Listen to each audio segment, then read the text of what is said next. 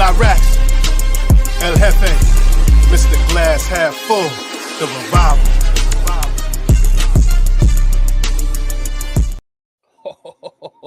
Y'all know what this is. Peace and blessings. It is your boy, Eli Rax, a.k.a. Vibes, and welcome to New York Revival, where it's not just sports, it's entertainment. And I'm here with my brothers, man. You guys know who they are. That's Mr. Glass Half Full, and that's Spee if you nasty now.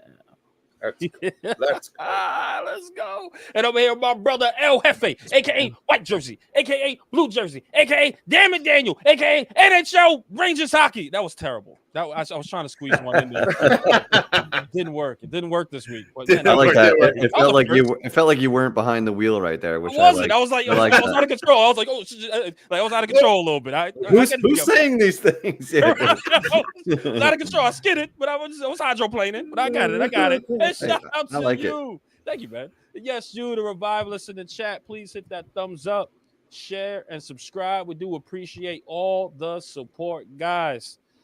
The draft is behind us.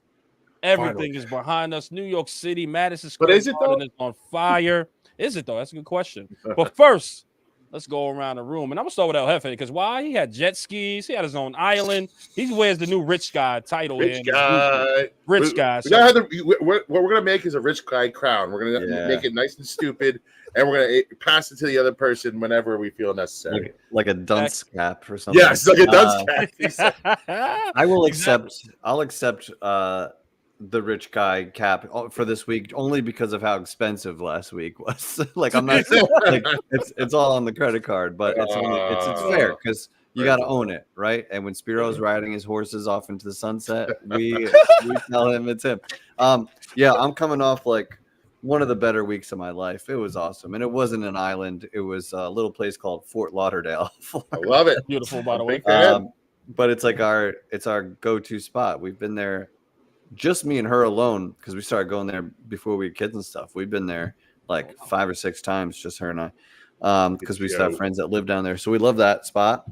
And it was awesome because to just take a step back from the grind of work, take a break from, the dad life for a few days. And it's just chill, date my wife again for a few days. Yes, nice. And then focus on content, the draft, just having fun and just great vibes. And it's back to reality tomorrow. But here we are, guys. I'm glad we're doing the show tonight. It was a nice little cherry on top to my time off. Yes. Well, we wanted to do it because, we got Knicks tomorrow. Yeah. We wanted to get everybody's night free. And we wanted to do it because it's still fresh in our minds, right? The draft it just happened. A lot of news just happened. Knicks and Rangers just happened yesterday. So got to do while the vibes are high, right? Nah, I totally agree, man. And, of course, you guys know how me and Speed did last week. We actually sat together, touched each other. Pause. That sound crazy. No Diddy. That sound crazy right there. Man, we were hugging. We were so excited. So we sat together for the draft. We had a good time. So that was our week, man. Bros, touching each other. Just touching each other, man. What the hell was going on under that table, you sickos? Feeling each other's up here. It was great. It was awesome. While we was taking shots on the air, it was nuts, by the way. We were getting after it a little bit. That is some freaky shit, man. If you think about it, man. That's what. But yes, man, we got to get our revivalist of the month here. We'll go to that in a second. We'll come up with a date to have him on, and of course, the special guest that we have lined up for him to ask the question on. We'll announce that shortly. When you book people, guys, you can have a date. The next minute it'll change, but we'll get it together. I promise. We're gonna get. So, with that being said, man, let's jump right into it, guys, because of course we had the NFL draft. The Giants came and won so many of the rumors. Quarterback, not quarterback. Now you heard Joe Alt in there, but it's over. Here it is. We're here. The Giants number 1, of course, in the 6th spot was Malik Neighbors out of LSU. Guys, before I go to the rest of it, I just want to get your thoughts real quick, and I'm gonna start with you, El Jefe, because you're still on vacation and your mind is fresh here. All right. What do you grade that first round pick right there as far as Malik Neighbors at the 6th spot? I'll give it a B plus. And it's you got a blue chip player. You got that guy. I'm just not sure how in control the Giants felt during this whole situation. And just like the comments that came out after about Joe Alt and how they wanted him, that means as much to me as all the comments before. None of it really means anything. All that matters is what you did. There are rumors that They tried to get up to that third spot. Like, how true is all of this? Is that offer that they made the Patriots to try and get Drake May, is that real? And is that confirmed? I don't know. I don't know. I don't know. They sat where they are. They didn't have strong enough conviction or a big enough checkbook, so to speak, to go up and get their guy. So now they're trying to play it like they were in control the whole time and they're confident in what happened. But at the end of the day, they got a blue chip receiver. This is a dog. He's an alpha. Glad he's a Giant, and we'll see how it plays out. That's kind of good. You see a common theme from me about the Giants.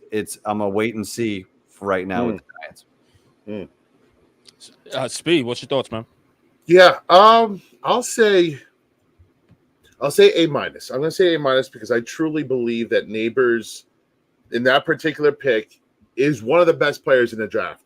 And had he been a quarterback, from a talent perspective, he would have probably been in top 3 to maybe the best player in the draft. But obviously quarterbacks are going to take the precedence. But in terms of pure pound for pound talent, Neighbors is right there with the rest of them. Like explosive, top 3 potential as soon as you put him into the lineup. And I some people, or you read into how he looks when he comes into the Giants stadium, but to me, man, this guy's all business. He's a fucking dog. He just wants to rip your throat out, and he's like, I feel like he wants to win. He wants to murder the next guy in front of him. He's just gonna do whatever it takes to win. And for me, I love that about him. We need more of that attitude. Like, we've been missing that attitude, especially offensively, since Odell left. And then what a surprise, an LSU wide receiver that could have the same impact Odell had is walking in here. And he's a game changer, man. So I'm not going to be upset about the game changer. We all know. I mean, some of us, if not all of us, wanted a QB, but a good consolation prize is this guy, man. A very good consolation prize. So I'm A minus. What about you, E? Listen, man, I'm A, man. And the reason why I pick an A and not the A plus is because, unfortunately, who's throwing to him, right? And we can actually go through all of that later, of course, down the line. It's because, man, I just don't know. Listen, for the value, Malik Neighbors is the guy at 6. They had no choice. They couldn't move up. Nothing can happen there. So at that point, it's like, man, who's going to throw to this guy? So this guy can sit here for a year and absolutely do nothing. He can't even get you 1,000 yards, right? Because you got a quarterback that can't even throw him the freaking ball. But that's another subject in this matter. I want to touch on that after you're done.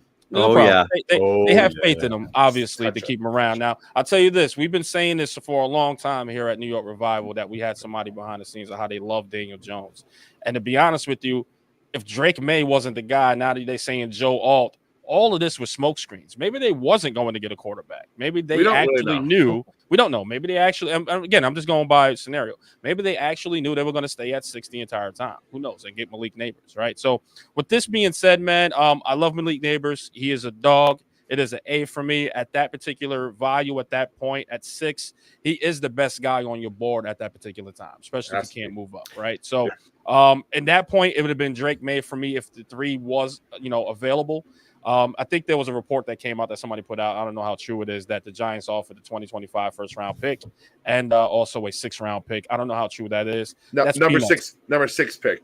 The number 6 and the number pick. 6? Yeah. That's but peanuts. We don't have the complete deal. This is all, exactly. It was just hearsay. So, again, when you look at that, you go, man, it probably wasn't enough to move into that 3 slot, right? And then you looked at Minnesota, whatever the case was. Minnesota was offering a little bit more. That just shows you that the Patriots is really just stuck on Drake May at that point. But, listen, he's a dog, man. He's going to come in and do his thing. I just hope that we have the quarterback because, again, all those Daniel Jones truthers, as we call them, you got the weapon now. You got your number 1 wide receiver. What were they saying? Get Daniel Jones the number 1 receiver and watch what he can do. Okay, you got that dog in Malik Neighbors now. Get Daniel Jones the offensive line. He's going to be a beast. Okay, now he has an offensive line and a coach that came with that as well. That's all put together and doing extremely well. That's going to hopefully do extremely well. Hopefully. So the excuses are out the window for Daniel Jones at this point. It's either put up or shut up right now. And I hope he proves me wrong. But I went into a whole different tangent, and we'll get into that. That's all right. It's so hard not to go there. Like, are we going there? Are we going there right now? Let's do it. Go. Okay. I was going to go through the whole thing, but let's rip the Band-Aid off. I think I think we have to. It's too hot. It's too hot of a topic. Yeah. You got to. I think it's interesting because there was a lot of pre-draft comments from Malik Neighbors and even some post-draft that are not concerning but obvious about the way he feels. And when he was asked about the potential of being drafted to the Giants, he didn't say they got their guy. Daniel's the dude, and it would be an honor to play with him. He said anything but that. He said, listen, if the Giants draft me, they're going to want to get me the ball, and they're going to want to get a guy that can do that. And I had a guy in Daniels that did get it. Yeah, he literally said that too. Yeah, so that was very telling.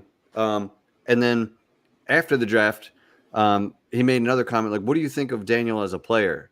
And he completely dodged the question.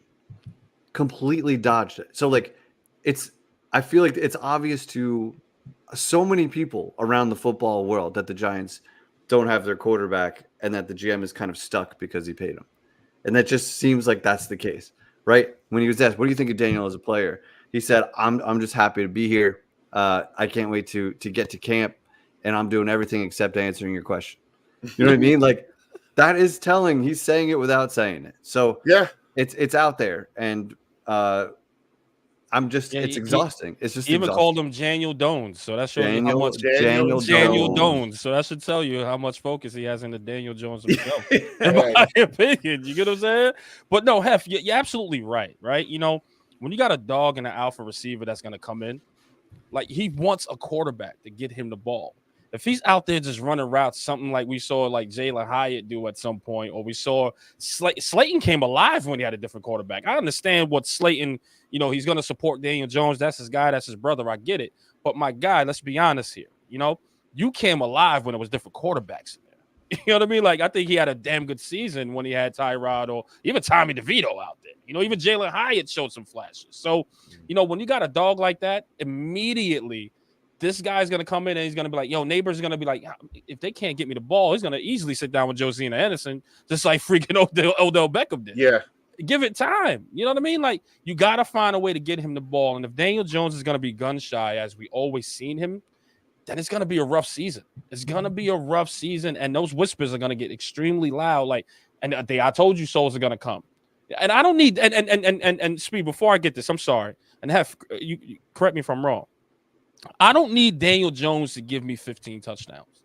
I need Daniel Jones to give me at least 25 to 30 touchdowns. I need 4,000 yards from Daniel Jones. Yeah. I don't need to see the playoff Daniel Jones that just protected the ball and ran when he could. You can't run now. You have an ACL that you're recovering from. So I don't expect you to run out of that pocket as much. You can't expect that this year, really. I can't. I cannot. So I expect you to stand tall there and deliver the ball. And the fact that I've seen in week 1, especially during Dallas, week 1, how he was holding on to the ball, looking like Daniel Jones of old, this is going to be a long season.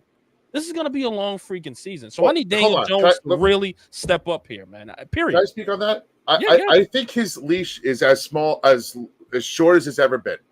You didn't pick up Drew Lock to sit around really and competition? Watch. Is that really competition? Yeah, as much as Tyrod was. Come on. Tyrod was more of a competition than Drew Lock. Tyrod is better than both of them. It makes you. I'm gonna be honest with you. Yeah, but guys. If you believe any of the rumors, they've tried to trade for their next quarterback, right? So how long could your leash possibly be if the writing's been on the wall and we tried to move heaven and earth, try to give up 2 first-rounders, possibly your 47th and your 107th pick? Like, we tried like hell to get this next guy. So we're going to just go back to him and say, hey, you know what? It's all yours, sink or season or not. No, you got Drew Lock, and if you believe the rumors of what he said, Drew Lock was told he's going to compete. The reason why he signed here is because he's going to compete for the job. He was told that, and I think he let that slip. This is not my words. This is his words. No, you're right. I think it was he did say that. Where'd he come from? Seattle or Denver? Yeah, Seattle.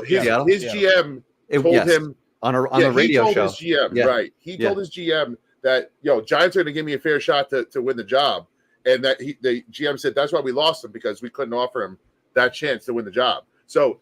Again, if you're reading the tea leaves, all the shit that the Giants did to try and get their quarterback, what Drew Lock said about possibly have the injury to Daniel Jones, and we don't know if he's going to be the next guy. All the tea leaves say they're not going to let if Daniel Jones starts out the way he did last year, why would you keep throwing him out there? What's the point? He's gone the next year, right? Like, they're not going to let him climb out of it because we need to find out about Daniel Jones. You've found out about Daniel Jones if he starts the season bad again. So that's the way I look at it. But to the point where, who's throwing in the ball, I'll kind of stick up for DJ a little bit here. They got him Waller, but Waller wasn't a separator, right? Waller is like, you should throw him the ball, he'll come down with it, but he never separated. And what does DJ need to feel good? He needs to see a guy wide open, right? Like, so Neighbors is a guy who's going to get wide open. He's going to run slants. He's going to beat people right off the bat. He's going to burn people deep.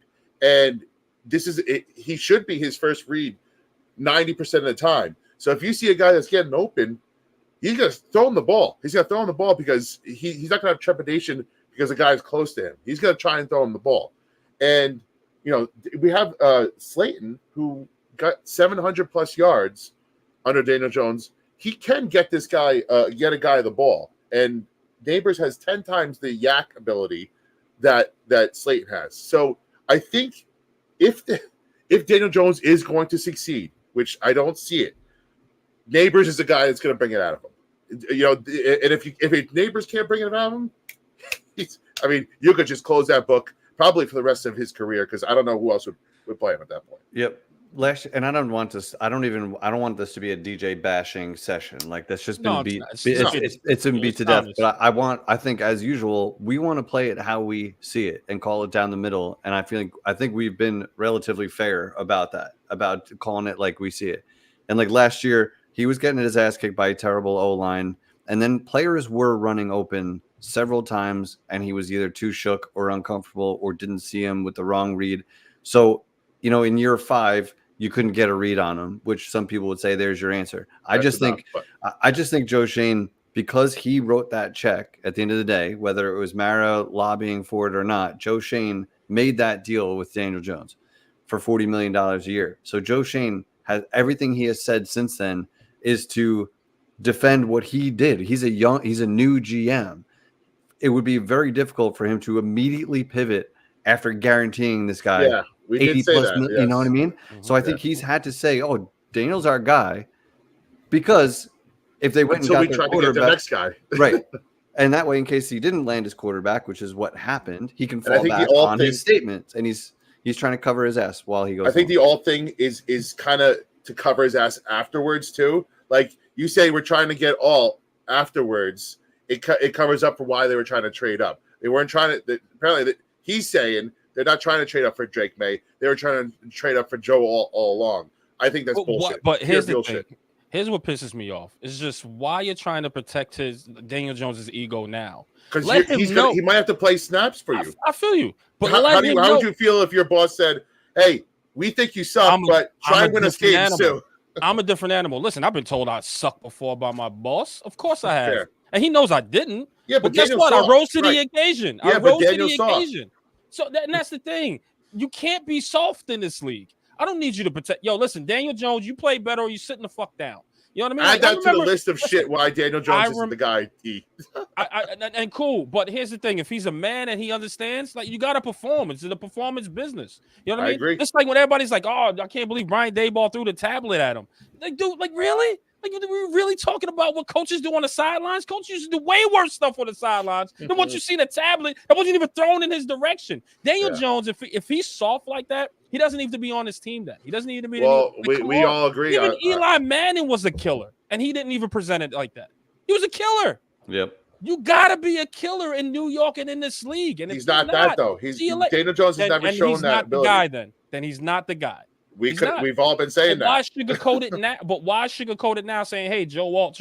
I just think it's because crazy. Why? What you gain by saying we were trying to trade up for Drake May? What could be gained from there? That light a fire under his ass. Yeah, but everybody knows. We all know. Well, the Bears GM had an awesome comment this week talking about pivoting from mistakes instead of staying by them. He's like, the most important thing is that the locker room knows. The players know what's going on. They're playing. Like, if they're suffering because the quarterback's not getting it done, they know the deal. They know he got paid. And if you they're not stupid. They've been in locker rooms their whole life. They are professionals in that locker room. They know exactly what's going on, and that hurts the team when you roll out a guy that may not be your best guy. You're right, and look at what Jalen Hyatt did to Tyrod Taylor when he had a game. Finally, he was posting Tyrod Taylor on his Instagram. Exactly. So the players do know. They do understand this. They do understand this. Let's get to the super chats before we go to anywhere else, because I know we got to catch up on a couple things. Sir. So let's get to the supers real quick. I got you real quick. Bill, right out the gate, sell out MSU for Game 5. No Philly retaliation. Let's put an end to this. We don't want to go back to Philly. Let's put an end to this right now. And Embiid's got to be running on fumes. He was a typical no-show at the end of Game 4. Let's just put him out of their misery. Win it for the teams. Look what we did in Philly. Imagine what we're going to do when we win a series in the streets of New York. By the way, I heard on the radio today the Knicks have won a couple playoff series here and there since the 90s, but they have not closed one out at home at the Garden since 1999. Yeah, it's been that long, dude. It's been that long. So you saw how the streets of Manhattan were recently when they close out. Like, you just got to take care of it at home. Don't go back to Philly. I'm done with Embiid. I don't want to see his ass ever again. I just want to move the hell on, take care of business tomorrow. I think the Garden should be as electric as ever. I was about to say can I tell you guys? Wait. Can I tell you guys what's going to happen? And you guys already know this, but I'm going to tell the people. My wife is going to the game.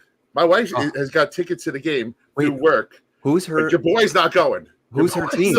Who's her team? She is a converted Knicks fan now. She is. Right. She will be rooting for the Knicks. She's an Eagles fan. No, I know.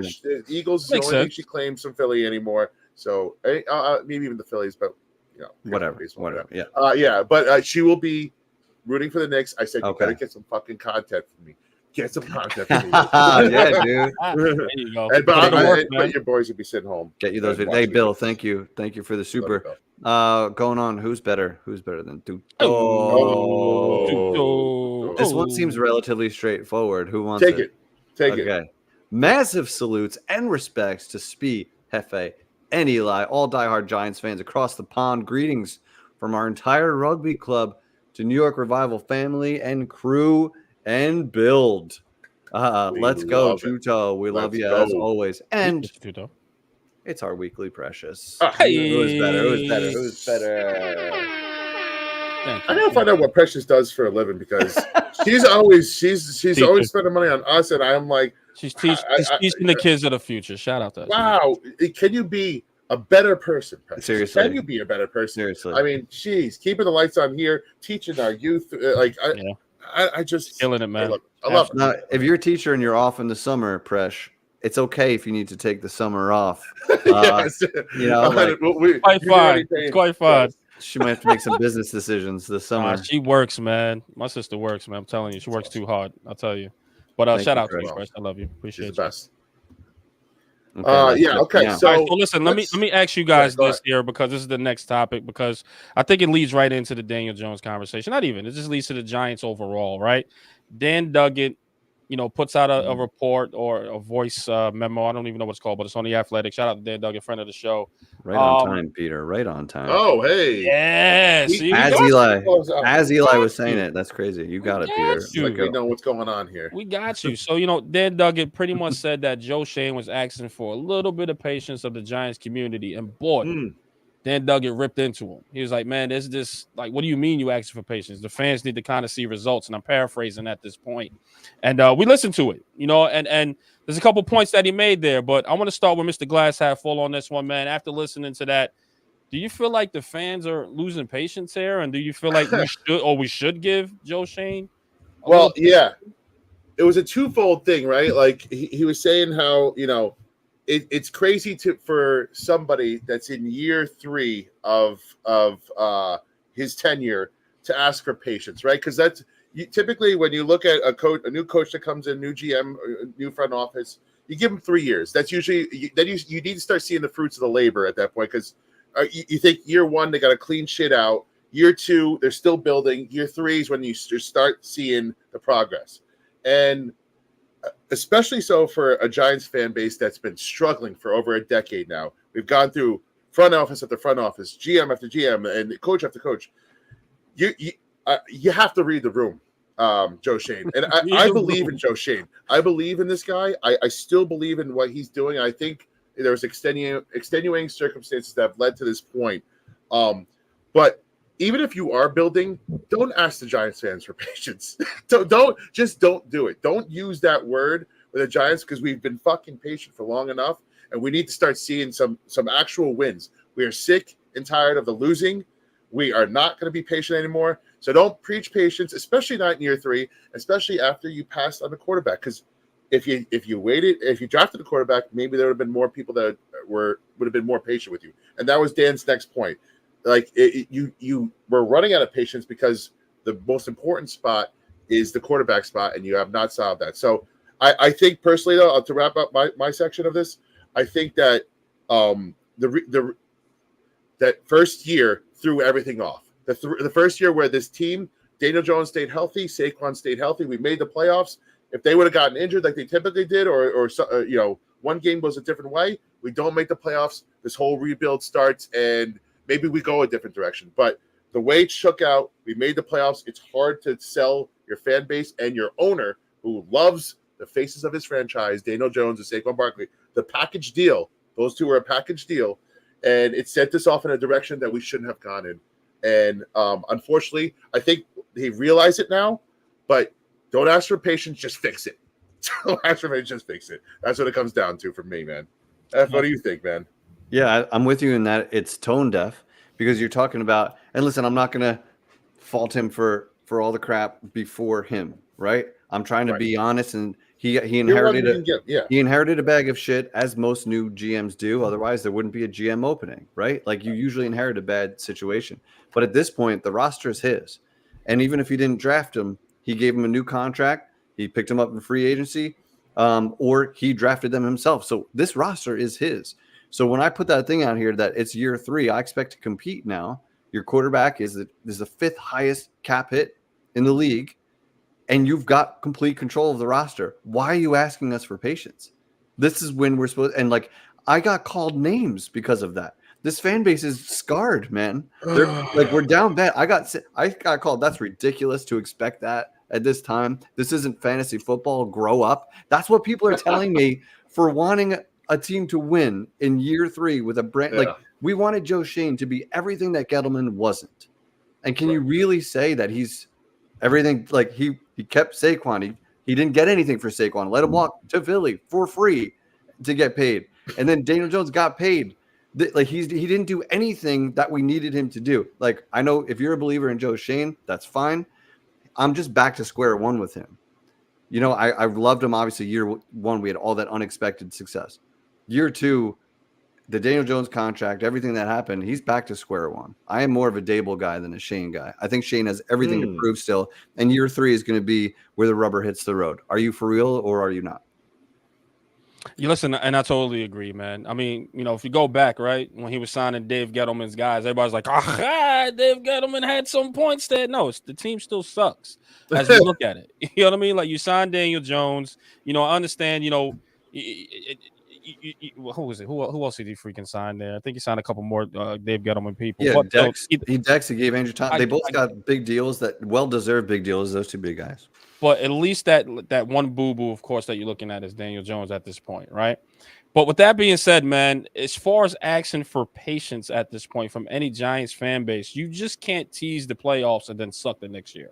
And I was like, listen, man, it's 1-1. It's a push. I get it. You know, year 3, you know, it's kind of starting from the middle ground. But you know what would have resetted that clock if they would have drafted a quarterback.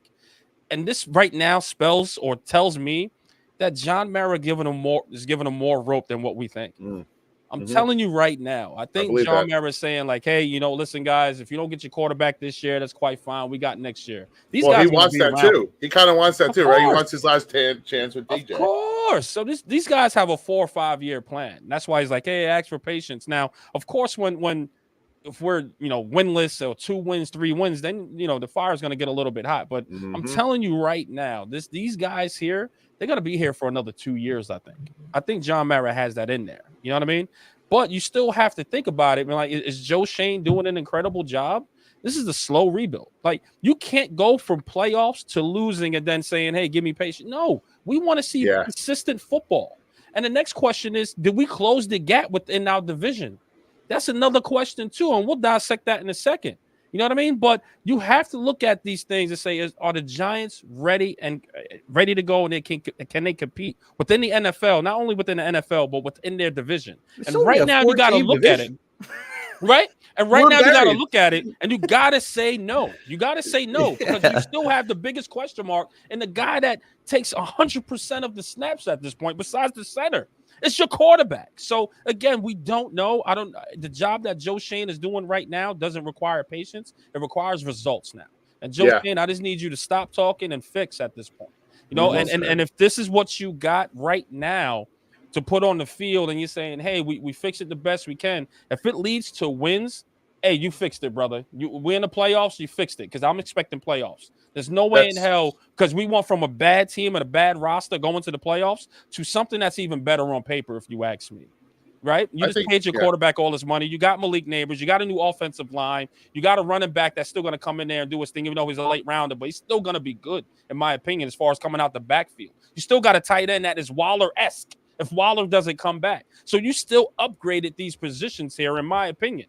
But guess what? You got that quarterback. So I need to see some wins there, Joe Schoen. So put up or shut up for you right now. I think what will ease a lot of people's minds that are right now frantic about is if this roster shows that it's good enough aside from the quarterback position, right? If Carcillo comes in, Brasillo comes in and he does good work on the offensive line, and you find something out of Neal and JMS, and Runyon does okay. And, Bowen ends up being a good defensive coordinator, and everybody develops. These young players develop. And you realize that, hey, maybe we are only 4 or 5 pieces away, one of them being the most important piece in the quarterback. But I think that'll ease a lot of people's mind, and Neighbors looks like the star that we drafted to be. That'll ease a lot of people's minds. And then you know that, hey, quarterback is what we need. That's the only it's all we need now. And if we put him in place, then you have like a San Francisco-esque kind of situation, or Detroit Lions, or the Jets, where you could just get that final piece to put you over the top. And if that's the goal for 2025 now. It should have been 2024, but I think Joe Schoen has realized his error. I think he let Saquon go. Yes, he let him go for free. I think they want to actually keep him, but I think Mara wanted to keep him. And McKinney too. McKinney too walked for free. Yeah, McKinney. Yeah. But it's we were 2-6. Yeah, he didn't sell anybody.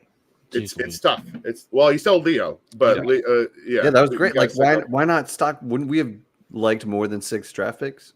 I think I think the people, those couple picks right there could have got you to 3 if that was the rumor, right? Maybe. Those couple more picks, because don't forget he still traded that 2nd round pick to get my guy from Carolina, Burns, right? But which just imagine, I love that. I love that move, bro. That's part of the draft too, and everybody we're conveniently forgetting that we got a 26-year-old star edge player as one of our draft picks, so we got to mention that. But with that being said, you still had Xavier back there, right? We won a couple more games after that. Yeah, you could have traded a couple more of those pieces away, and they could have got you those stockpile of those picks, and you could have went to number 3 or got to number 3. It'd have been a little bit more enticing. Imagine if he didn't trade for Brian Burns, that 2nd pick probably could have got him to 3. Probably could have. You know what I mean? So again, I'm not really sure, but again, I want to ask this here, because I got to send a link over to my guy, but I want to get Hefe's on this here. Did we close the gap within the division? When you start to look at Dallas, when you start to look at Washington, when you start to look at Philadelphia, with this past draft and the free agency, do you feel the Giants have closed the gap between any of those teams, or do you feel like a team caught up at this point? I don't feel like we closed the gap until I see it. To be honest with you, I think the Eagles were able to sit where they were and get maybe the best corner in the draft. Then they picked up a second corner to help their secondary, who would like 2 of the top corners, which was their need. They have the luxury of drafting for need because they're stacked pretty much everywhere. Dallas, Dak puts up gigantic numbers every regular season. There's no reason to believe that we're going to outperform their offense at this point. And now Washington, we have the worst quarterback room situation in the division now. And I know Jaden Daniels is a rookie, but he's a Heisman winning, dangerous. They have a new GM. Look at that. Their new GM, new fucking franchise overnight. Doing things a different way. Got their quarterback, a lot easier with the second overall pick. Yeah. And that goes back to the fans that were like, why are we winning games with Tommy DeVito? It all led to us getting the 6th spot, which is exactly what they feared. So it's fair to come from any side you want, but the whole just be optimistic and see the best in everything just for the sake of it, you have to see it, right? We've just been burned too much. We got to see it. But I also don't want to be miserable all off season later. So I'm going to take a wait and see approach instead of the Giants suck. They don't know what they're doing approach. Yeah. I'm gonna keep it real with it. Are your hopes high for this season? Because remember, you was like, I'm just gonna die on this hill. He's still I'm excited. Are you like, no? This I've been hurt. Dude, I go into every season ready to be hurt. Yeah. But last year, after 2022, I did have expectations. I had some horrible tweets last offseason. I was not afraid to highlight them. I had some absolute dog shit tweets and predictions. So I learned my lesson, right? I'm a scorned lover. Don't ask me to come out here predicting 11-6 or some shit. It's not going to happen. Vegas has us at 6.5 in year 3 with the 5th highest cap hit in the NFL under center. What does that tell you? That's not good, right? I have to see it to believe it. And there is a chance that we're at the bottom of this division, and it's going to mean a whole lot of shaking up, and it's going to get real loud in New York. And Shane is going to lose the goodwill he had from 2022. Totally agree. Speed, have we closed the gap on any of the teams in the division? So what I'll say is I don't think we closed the gap on Philly. I think they had another bang-up draft. They filled some holes in free agency. Dallas, I gotta be honest with you, I don't think they had a very good offseason at all. They didn't do anything in free agency. A little dormant, right? They really didn't do anything big in the draft. So I'm gonna go out on a limb. I'm not saying we're better than Dallas. I'm not even saying we're close. I think we have closed the gap. How much? Yet to be determined. They still have Dak. They still have but I think we had a better offseason than them. So ipso facto, we closed the gap on them a little bit. And to be honest with you, I think Dak is gone next year, and I think their window is fucking shut. They're going to fire McCarthy. I think Dallas is on their way out. And maybe I'll have egg on my face. I don't like what the Micah. I said it again. Micah Parsons. Well, you're in Rangers mode. Micah's the better guy. Yeah.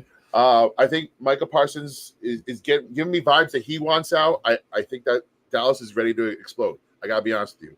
Washington, on the other hand, they've either gained it. They're right there with us. If not, they've passed us. But again, like you said, until we see it on the field of the Giants, until I see Washington beat us consistently on a consistent basis, they're still the Washington Commanders and they're still a Washington organization.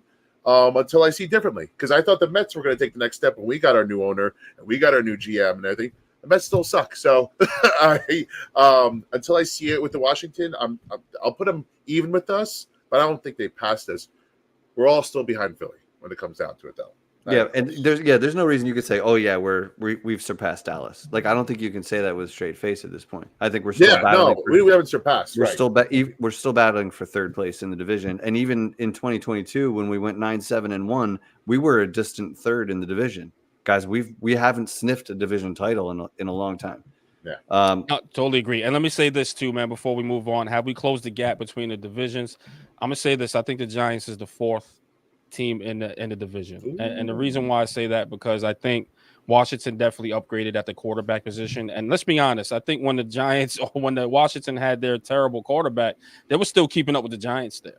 Let's be honest, right? So now that they actually have somebody competent back there as signal caller, it only get worse for the Giants at this point, right? So unfortunately, I don't see the Giants, taking that Washington approach, like, hey, we always have their number. I really do think that Washington is the neck and neck or a little bit better than the New York Giants. Again, I could be completely wrong, and I want to be wrong here.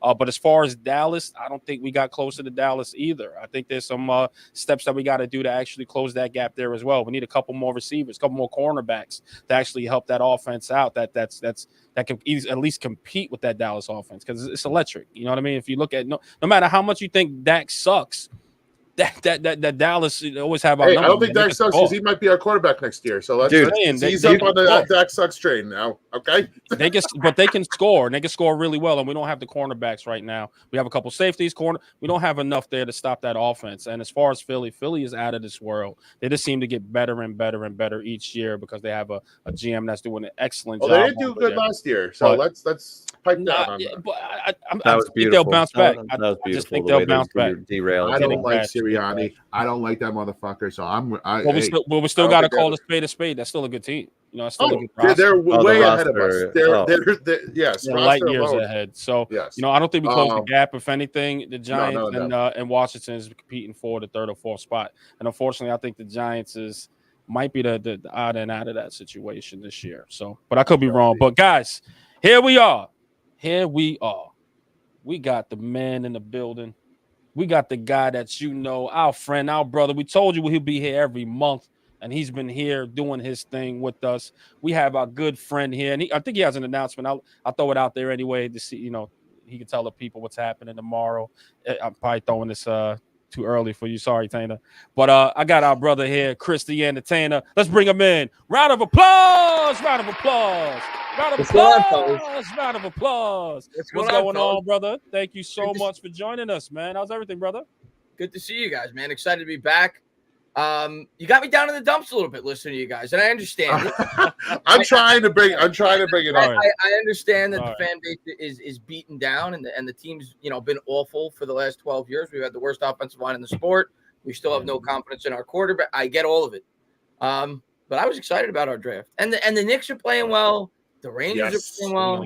Oh, I'm rock hard for those teams. Yeah, we're gonna get into all that, but I like what we did in the draft. I think the Giants did. I mean, they did exactly what I wanted. I know a lot of fans didn't want what I wanted, but they did exactly what I wanted. So, I'm happy with what the Giants did. It's funny because everywhere you look, we mostly got A's, A minuses. I think I've seen a couple B's, but everybody loved our draft except for Giants fans. That's when it comes down to it, because I think we know what a lot of people wanted here, but the players we got are solid. They're solid players. Newman, Neighbors, Johnson, even Tracy in the fifth round. Like there's Andrew Phillips might be our starting CB2. There's players here that were solid picks that will make this overall roster better. And again, I want to say this, and Chris, I don't know how you feel. Yeah. I think this roster is a lot closer than a lot of people seem to suggest. I agree with you. Yeah, I think this defense is ready to be top 15 at worst, and could push for top 10 if they. I think they're going to add another veteran cornerback, in my opinion, and that's going to solidify that group. And our front seven has the potential to be elite. That's if we're going to win games this year, that's where we're going to win. That's where we're going to win, and that's important. We've been getting bullied in the division year after year after year. Listen, Brian Burns, Kayvon Thibodeau, Dexter Lawrence, that's a formidable defensive front. And that can win you a lot of football games. That could keep you in a lot of football games. So I'm not as down on the Giants as a lot of people are. I don't think they're going to win the division. I think it's possible they could sneak into the playoffs. I don't think that's far-fetched. They did it in 2022. I think this is a far better roster, personally. So we'll see how it plays out. I'm not predicting it, but I think we got a better team than some people think. And I think Joe Shane, what I like as a fan, he has a clear plan, and he has not steered away from it. With Gettleman, 1 year it was this way. The next year it was this way. You never got grasped as a fan, like, what's the direction? With Joe Shane, it's clearly obvious. And I know a lot of the fans may not want that because they want the quarterback already. I get it. But the way I look at it with Shane is he's going to build his roster. He's not going to force a quarterback pick. He has shown you that now for 3 years, and he has attacked the trenches heavily. When he took over this job, Azeez Ojulari was the number one edge rusher. He's now number 3. When he took over this job, Darius Slayton was the number 1 wide receiver. He's probably 3 now, trending towards 4. You have youth on the offensive line. He spent a high pick on JMS. He spent a high pick on Evan Neal. I know Evan Neal hasn't looked good. Hopefully, Brasillo gets him to look better. Please. And the cap situation is a lot healthier than when he took over the job, despite the fact that he signed Brian Burns to a record-breaking contract, Dexter Lawrence to a record-breaking contract, Andrew Thomas to a record-breaking contract.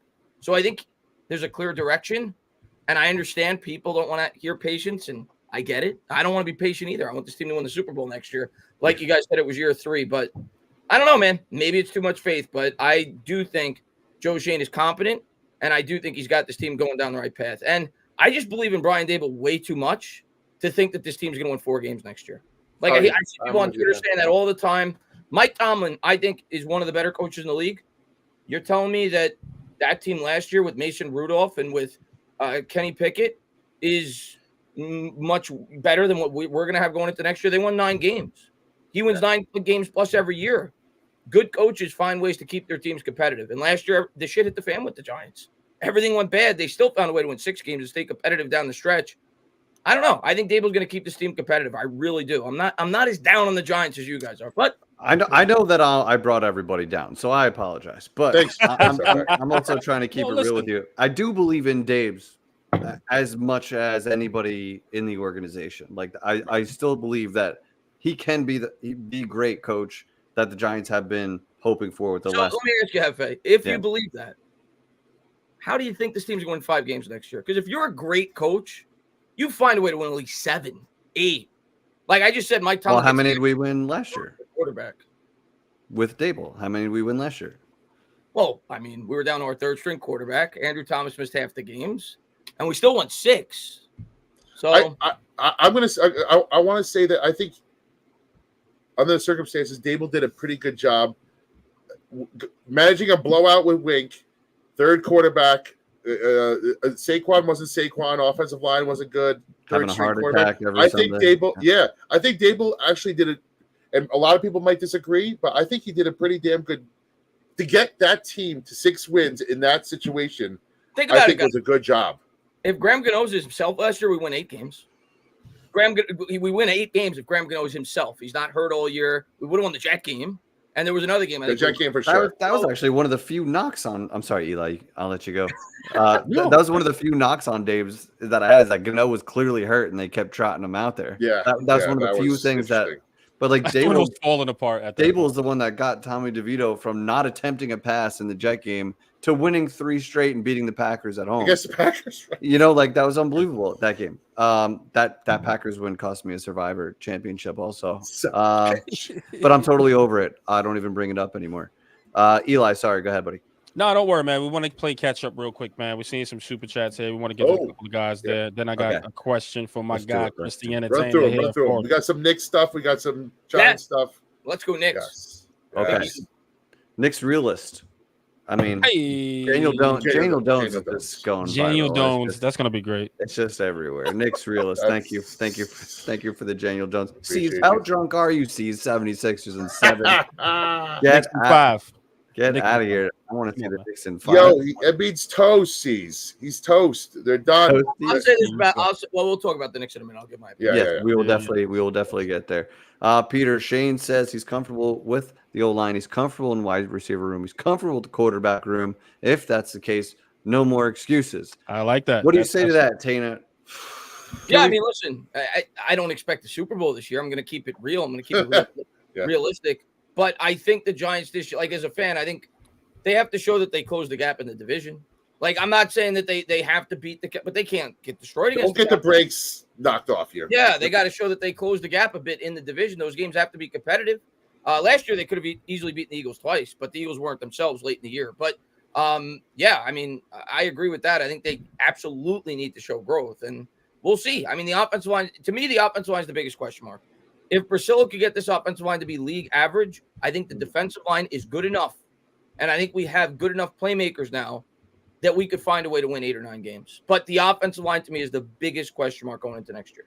As usual. And we're banking on a bunch of guys that haven't played together as a unit with a new coach to all of a sudden just be middle of the pack or better. As Giants fans, we don't have the luxury of assuming that's going to be true. No, and I don't blame people for not assuming that's true. Assume the worst. So glad to see this young lady out in the streets. Scooby. Love to see you smiling and doing well, Scooby. Keep rocking out. Can't wait to rock out at training camp. Scooby hooked us up front row seats. Saved seats for us. We love she's the best. Go Blue. Salute to my brothers. We love you, Scoobs. Thank you for that. Chris Peace. I'm sorry. Hey. Bill Hart. Oh, 25 burger, Bill. All right, buddy.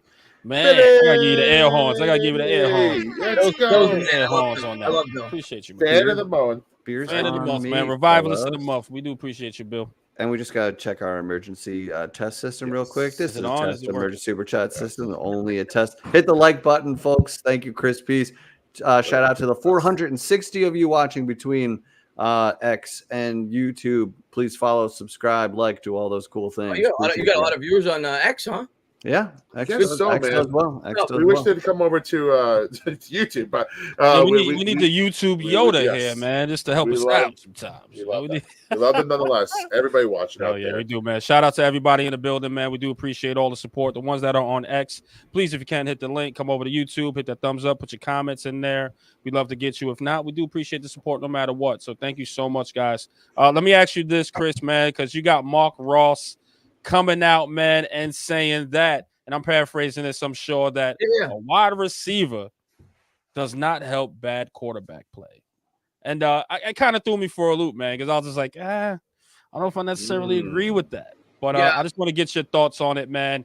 Do you believe in that statement? Do you find that true that a wide receiver doesn't help bad quarterback play? I think an elite wide receiver helps any quarterback, whether he's good or bad. I think an elite wide receiver is going to help any quarterback. Of course, a great quarterback is going to be helped even more because he's going to maximize that player. But all you got to do is look at Tua Tagovailoa, and I'm not saying he's a bad quarterback. I don't think he's a great one.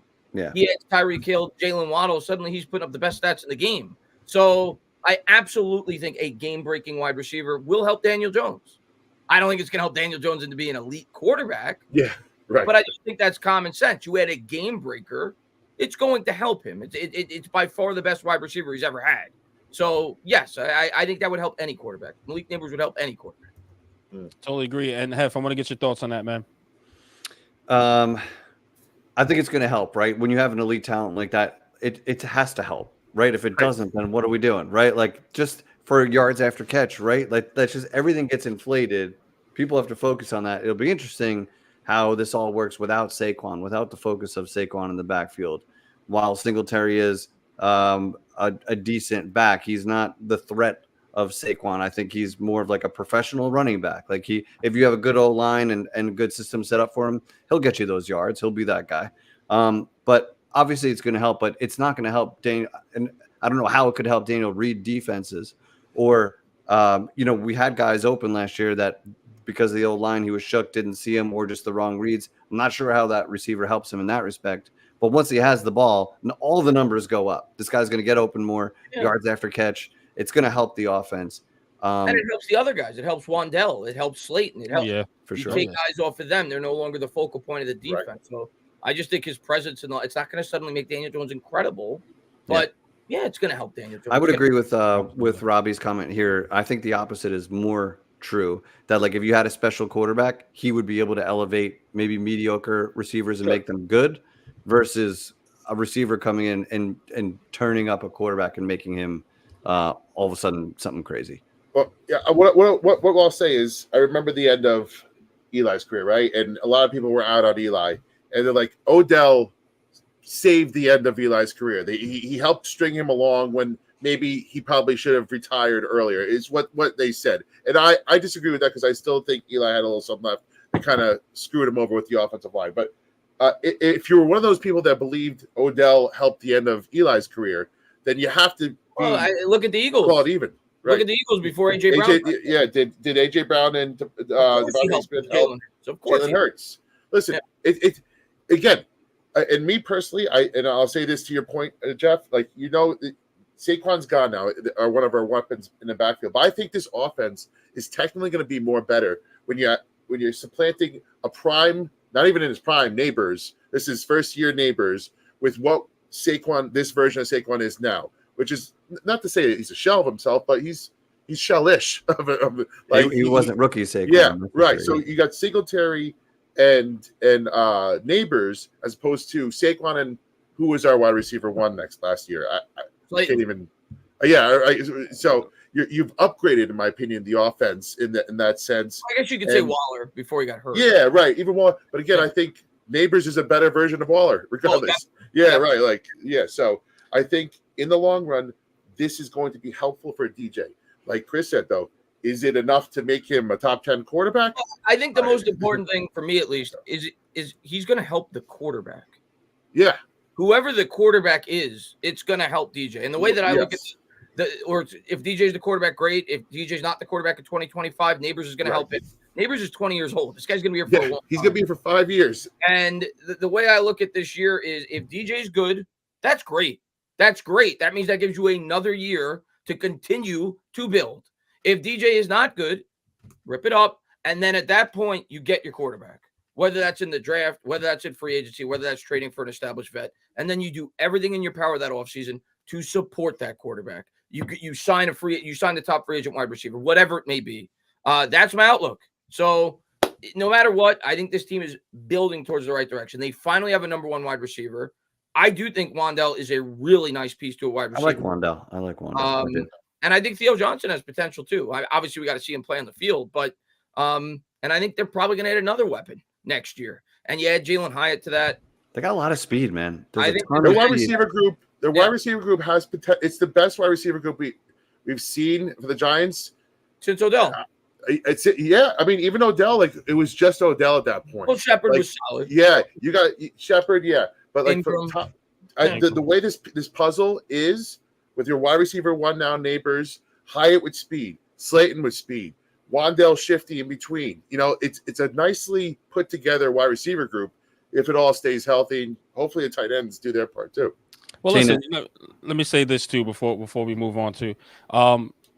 Listen, I know we understand we kind of broke down how Daniel Jones was at the beginning. It wasn't in a good light, right? But let's be honest. He was horrible last year. Right, but he's competent enough to get Neighbors the ball, I think. I think Daniel Jones can do his job as far as getting Neighbors the ball to where something's going to happen. At least I think. You know what I mean? So with that being said, I think he's going to be – again, I'm not saying he's going to be top 5 in the league. I'm not going to say he's top 10, 15. Daniel Jones is going to do his job. He's going to do it well. And I think Malik Neighbors is going to come in and actually just compliment him well. Usually kind of the quarterback compliments the receivers, right? But I just think with Neighbors opening up the way his separation is and etc., Daniel Jones isn't going to be too gun-shy to throw that ball. Because what do we say? Daniel Jones don't throw that ball unless he got a 70% freaking completion rate at that point. And we say it jokingly. But if you look at it, you go, man, these guys got to be wide open because he's not throwing 50-50 balls. You got to have some sort of separation. And that's something Malik Neighbors will come in and actually do. So I think Daniel Jones will deliver that ball. And I just think Neighbors will be a great addition to him, man. Now, you know, to be determined of how well he's going to play this season. But I'm just excited to see those two combos, and I hope they hit it off really well. And like I said, man, I'm just excited to see it. Do you think Neighbors cracks 1,000 yards as a rookie? No. But I'll tell you, I think I'd probably say this. I say about 650, 5 touchdowns. I'm done with stat. I hope it's more than 650. I'm done with stat predictions. But if Neighbors plays 17 games, we're not going to crucify you, brother. He's definitely going higher than 650 if he plays 17 games. I think those are Slayton numbers. I think Neighbors going to hit 1,000 yards if he plays 17. I think he's that good. That's right. I think he's that good. So we'll see. I agree. Yeah, I think 17 games. I think he'll get there. Honestly, no matter who the quarterback 65 yards a game. If DJ gets banged up, Drew Lock will feed him. Like they're going to get him the ball. So like he should be a 7 to 10 target guy every single week. It's 65 yards a game. It's 65 yards a game. Yeah, but wide receiver is one of the most translatable positions in the NFL from college, especially SEC ball to NFL. I think he's going to get his. We're going to see a couple of 120, 140 games, and then you'll see a couple of 40, maybe 30, 40 ugly games, but it's going to equal out in the end to about 65 yards a game, and he's going to be right near 1,000 yards. And his yak, dude, just get him the ball on a slant, and he's going to make what should be a 10-yard gain into a 60, 70, more. So that's where he's going to get all these yards that, most others wouldn't. Let's hope, man, because like I said, there's defense too now. They can, but that's another subject. But I want to say this. The Knicks are on fire. The Knicks are absolutely on fire. Shout out to the Knicks. Jalen Brunson's doing his thing out there. Madison Square Garden is the Mecca is absolutely on fire. Let's get into some good stuff here. Tainer, Knicks in 5. What we talking about, baby? Talk to me, man. How you feeling about this? Listen, man. I am the ultimate Knicks homer. Like I always think the Knicks are going to win by 50 points. I love the Knicks. I do think the Knicks are going to win in 5. I really do. But I am not taking the Sixers lightly. No, this is such a big game because if the Knicks lose, it's going 7. Because if you're the Sixers at that point, you have so much confidence. You're like, we should be up 3-2. They had that fluke win in game 2, thinking from a Sixers player's perspective, we're going back home. That series is going 7. So the Knicks better close it out in 5. And the one thing that the Knicks have to do better in the 5th game that they have not done thus far in this series, they got to come out guns a-blazing. Yes, don't get down. Gotten out the slow starts pretty much in every game. All series long. The entire season. And if you're the Knicks, you've got them on the ropes. You got to come out. You got to knock them out in the first quarter. Don't let them build any confidence. Don't give them any hope. Go out there, win the first quarter by 6, 8, 10 points, and really start to get them thinking, all right, our season's probably over. We're on the road. We're down 8 points after the first quarter. The Knicks have to have a really strong start to this game because I don't want the Sixers to get any confidence. Because if the Sixers win this game, like I said, they have all the momentum. Even though they're down 3-2, it's going back to Philly. They're probably winning game 6. And all of a sudden you have all the pressure in the world for game 7. So 100%. Got to get out to a really good start in this game. Amen. I think the Garden could win this game. The Garden should be psychotic. They should be so psychotic. I went to 2 games this year, both Detroit. That's probably why I was able to afford to go. And the fans are just electric. It doesn't matter. So to be able to close out a series at home, which I said before, they haven't done since 1999, closing out a series at the Garden, the fans should be so. If they get off to a hot start, I think it's going to be. It's going to be. The last time they went to the second round 2 years in a row was 99-2000. That's the last time they went to the second round 2 years in a row. So these Ranger teams and Knicks teams are starting to do things that they haven't done in a long time. Yeah. Rangers haven't swept a team since 2007. Like it's good things are happening. Like you guys said, the Knicks. That what made me fall in love with the Knicks again, and in the first place, is this Knicks crowd, man. They bring it like nobody else in the league. I think, like you said, they're gonna be so hyped up to wrap up a series against a tough team that they're gonna you don't have to worry about the fans in this one. Let's say that you don't have to worry about the fans. They're gonna bring it. Can DiVincenzo find his game? I think he'll play better. I think he'll play better in the role players always do at home. Yeah, right? in the playoffs, the secondary guys usually play a lot better than they do on the road. So Hart has been fantastic. He's been a monster on the boards. He does whatever he needs to do. Will Mitchell Robinson play? That'll be interesting to see if maybe they rest him. He was in the boot, they said. It's not like I'd rest him. I wouldn't push it because if you can get past this series with him on the bench, you got a couple days rest, and you can hopefully he's ready for game 1 versus what looks like the Pacers at this point, which would be that's great. I mean, listen, that brings up Knicks. That's what you want. That's what you want in your second round opponent. That's the ultimate rival right there. Knicks. I was going to say this, man. Joel Embiid. You're a bitch, man. Yeah. All right, you are for real, bitch, bro. Like, listen, do it again. Listen, man. Shots fired. Joel Embiid, you're a bitch, man. I mean, the way that he played, especially in the game before, Philly. Last 2 games. Mitchell Robinson, the way he should have been ejected from the game. Let me make that clear, right? But right now we're looking at this, right? I think a lot of people, because Josh Hart unfortunately had a little bit of a brick yesterday. He wasn't really hitting much. He missed 2 of those big free throws because the game could have been over right then and there. I think coming out ablazing, I think Josh Hart got to step up like how he's been doing before for the first few games. It can't be all Jalen Brunson again, even though he is the alpha. He is that dog. I get you, dog. Go get your points. But just imagine if everyone's clicking on all cylinders. I think that's the guns are blazing. So I need Josh Hart to come out here, start hitting them threes. Credit to Hart, though. I will say this, Eli. Yeah, talk to Credit to Hart. In a game where he couldn't hit the broadside of a barn, like he was awful, he still gave you the hustle plays. I mean, he does what you want. Every game. He had a crucial block late in the fourth quarter. He had 17 rebounds. I think he had like 5 or he crashed the glass. So he still was a big part of that win, despite the fact that he couldn't help put the ball in. Absolutely. And that's one thing your coach would always tell you, especially like in high school, right? Hey, if you have an off game, you better be a fucking terror on defense. You better go grab these boards. You better go contribute somewhere else. Chase your shot. Do something. Otherwise, you're doing suicides or you're sitting the bench. So he did everything you asked him to do on the off game. You know what I mean? But just imagine when he comes out and actually those first 2 games and he's hitting those threes and etc. Man, this is going to be electric. And he still has that hustle there. That's the guns are blazing. But I'm going to tell you this, Tana. I'm going to tell you this. I'm not mad if it's not guns a-blazing either, because it shows that this team has grit and they're willing to take it to that last minute. They've been doing it all series, and they've been winning that way. Doing it all year. Yeah, and I'm comfortable. I think they had what did they have, 4 games straight in the regular season where they held their opponents to under 90 points? The Knicks are comfortable playing both styles. Like, they could slow the game down, make it a grinded out basketball game if things aren't going like they were this past game, or if they want, and they're they could definitely push the tempo. So listen, I'm confident in this Knicks team, man. I really am, but it's not going to be easy because the Sixers are desperate. So, but you know what I love too is that OG is locking down Embiid too. Like, the defensive strategy, they just took him completely out too. Within that game. So I'm just glad to see. Like I'm just telling you, man. Knicks in 5. I'm excited to see this team play with so much grit and etc. I wish somebody just actually put that. I'll tell you another thing that was a major mistake in that game. By the way, great call out by the Knicks realist for OG Anunoby. He did a fantastic job on Embiid after Hartenstein got into foul trouble, him and Precious. Yeah. But a major mistake in that game was Nurse, the coach for the Sixers, didn't rest Embiid the entire second half.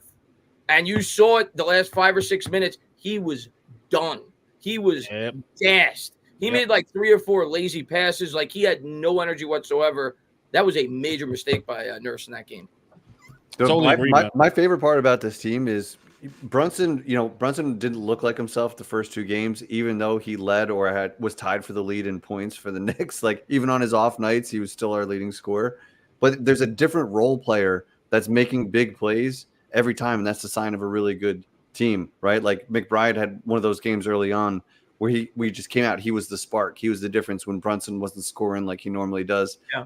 The big guys took turns. Hartenstein and Mitch, they each had a game early on in the series where they were making huge plays in the fourth quarter, getting big rebounds, big blocks, whatever it was.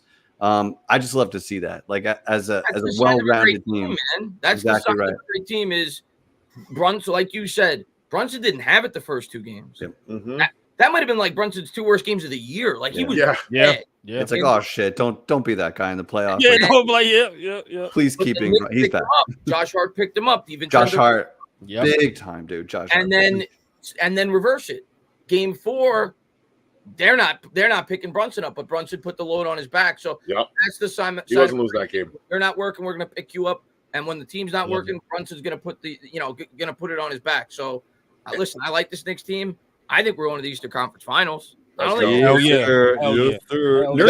end it. They got to end it this game so Brunson can get his rest up. This team needs his rest because they go so hard every single game. They need the rest, possibly more than any other team. That's a great point. Get it done now. Throughout the regular season. Josh Hart plays 50 minutes a game, and games are only 48 minutes. Like, he doesn't get the rest at all. So you're absolutely right about that. The more rest for this team, the better. What are your guys' thoughts on this? Is that OJ curse? Is that why the Knicks and Rangers are rolling? Did we reverse the OJ? It did happen. It happened. It's the 30 years. Whatever it is, it's this 30 years, earthquake, eclipse, everything is happening. And it's happening for MSG right now. So we got to roll. Totally agree. And now, before, of course, my guy, Christiana Tanner gets out of here, tell the people what you got going on, my brother, man. Please. I know you got some good stuff. I don't want to 100% say it, but I'm pretty sure Bad Dog texted me today. We're going to have Justin Pugh on Bad Dog's channel tomorrow. I'm not sure what time yet. He's got to let me know. Last time it was at about 6 o'clock, so I'm not sure. Bad Dog will let me know tomorrow. But we're going to have Justin Pugh on the channel. We're going to recap the draft. So that should be a lot of fun. If not, he'll probably come by another week. But it sounded like when I talked to Bad Dog today, it's going to happen tomorrow. So we're going to have Justin Pugh back on the show. So, guys, make sure, of course, you support. We don't need to say this, guys. You guys show up in flocks over there. It's like thousands and thousands of people over there. You already know the vibes over there. It's our guy, Christiana Tanner. I want to thank you so much for your time, brother, man. We'll see you on the next one for show. Love you. Thank you, brother. Later, brother. Love you, brother. I love that guy. Damn. Man. Sorry, dude. I'm so sorry. It was my pleasure. Have a great rest of your night, and hopefully the Knicks close it out in 5, and the Rangers already swept. So, and the Giants prove everybody wrong, and they win 12 games this year. Let's go. I'll be the happiest dude. All right, Chris. Have a good one, guys. Appreciate you, man. Guys, yeah, we got to get a drink with Chris one day, man. I don't know. Yes, absolutely. But guys, let's talk a little bit of Rangers, man. They actually swept, so they get to actually, get some rest here. I think about 5 days, almost to a week off. But I think Carolina, is on their heels. So it's looking like. So that might be a next matchup, man. Let's give the people really quick. What do you think of that, Speed? And then we'll wrap up out of here after this. Yeah, I mean, listen, just like I said about the Knicks, the Rangers.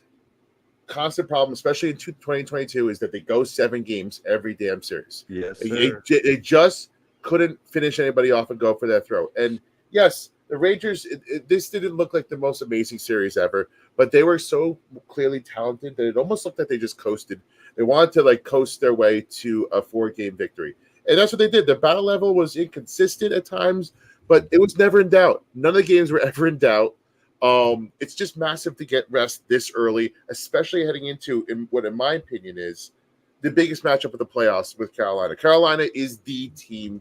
They were nipping at our heels all at the end of the season, and now it's time to rest up. There was no injuries, another huge point. Special teams, penalty kill, power play looked fantastic. Igor looks locked in. Those are all the pros, and when we beat a good goalie in Charlie Lindgren and Washington, 17 goals. A lot of them were power play. Doesn't matter. Trocheck looks good. Kako scores. There's so many things. And then they can just work on things now, like too many penalties. Take less penalties. Stay out of the box. You're not going to beat good teams. Less odd man rushes. Battle level has to be way higher this series. But you know what? Trouba still worries me, but they have Hedl if they want. They have a star, not a star, a very solid center just waiting in the wings if they want to change up the lineup if they want to. I don't know if you want to do that at this point, but they all the cards are in their hands. It's right out there for them. 5 days rest now. They earned it. And I'm looking so forward to this next round now. It's for me, my liver. I'm resting too. We got a nice little break here. Get healthy until next round. Get some good sleep in because. It's going to be a battle, boys. It's going to be a fucking battle. Agreed, man. And get bro. Spirit, that's funny. We're on the same page. Like if I don't drink water tonight, then I don't drink water, right? It does happen tomorrow.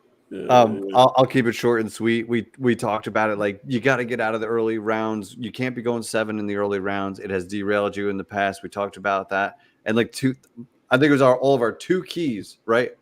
Yes. For the Rangers going deep. Let Panarin be Panarin, the same dude with the magic that, all year. And he's certainly he was quiet last night, but when he came alive, he changes this team. And his goal was beautiful. They showed the outline of following him around the ice. Fucking so nice, beautiful. And then we got good Igor. We got Igor playing elite. The way the players are talking about him, they have complete faith in him. They have an elite goaltender. They have the scoring. They have the team. They have the coach. Just keep rolling, get some rest, and keep rolling, baby. I totally agree, man. And shout out to everybody in the building, 547 people. We do appreciate all the support. Everybody on YouTube, please hit the thumbs up. Thank you. Thank you to all who actually donated, super chats, and etc. Guys, you don't understand how much that means to us. It keeps the lights on for us. So all the super chats and donations, we do appreciate you. Revivalist of the month, brother Bill. Hopefully we can get you on for next week. Let me know if you're available. I'll reach out to you as well, and maybe we could do something pretty special for you and pretty dope. And then once we announce our guests, man, we'll get that question for you as well. And also, guys, we're going to release something hopefully tomorrow of all the people for the People's Mock Draft. We got a couple people that hit and etc. We'll let you know if someone, of course, hit the pot as well and see if they guessed right on that as well. So it's going to be a dope show, dope results. Let's just say that, man. And just want to thank you guys, man. On behalf of my brother, Mr. Glass half full of nets. Speed, if you nasty. Let's go Rangers. Let's go Knicks.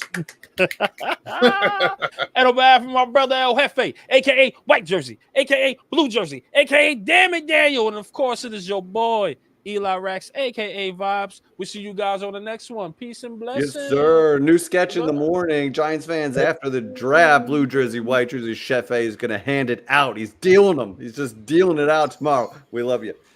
Eli Rex, El Jefe, Mr. Glass half full, the revival.